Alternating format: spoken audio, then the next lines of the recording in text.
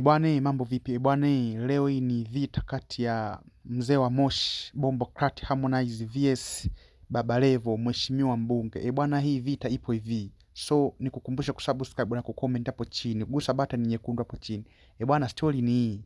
Harmonize amejaribu kuandika kwenye ukurasa wake wa Instagram kama isomekavyo: wewe binafsi hujanisaidia chochote zaidi ya kupiga naye picha. Umekuwa ukilalamika sana tukikutana pale kasino. Ndiyo kauli yako ya kuombea hela. Ndugu mbunge akaweka na emoji ya kucheka. Ipo siku utasema nani kamsaidia mwenzake. So of course hili ni dongo kwa Baba Levo, amejaribu kuandika nani? Harmonize. Kama unavyojua, kama miezi 6 hivi nyuma Harmonize sio miezi 6, mwaka mmoja, Harmonize na Baba Levo wamaigombana pale kasino. So hadi Harmonize alitaka kumrushia ngumi kwa Baba Levo.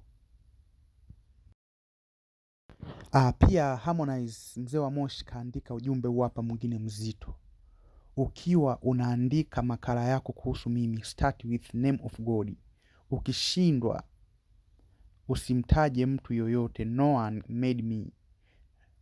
Akaandika sijui nisome ile neno: Levo, matako yako marefu, unaweza kupigika na ubunge wako huo.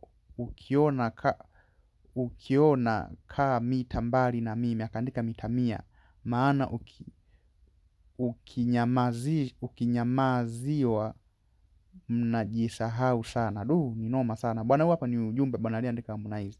Bwana, mkinyamaziwa mnajisahau sana. Of course ameona kama Harmonize kama anapandwa sana kichwani na Baba Levo. So Harmonize bwana, huu sio siku ya kwanza bwana kuandika ujumbe mzito sana kwa nani? Kwa Baba Levo. Ni noma sana isi.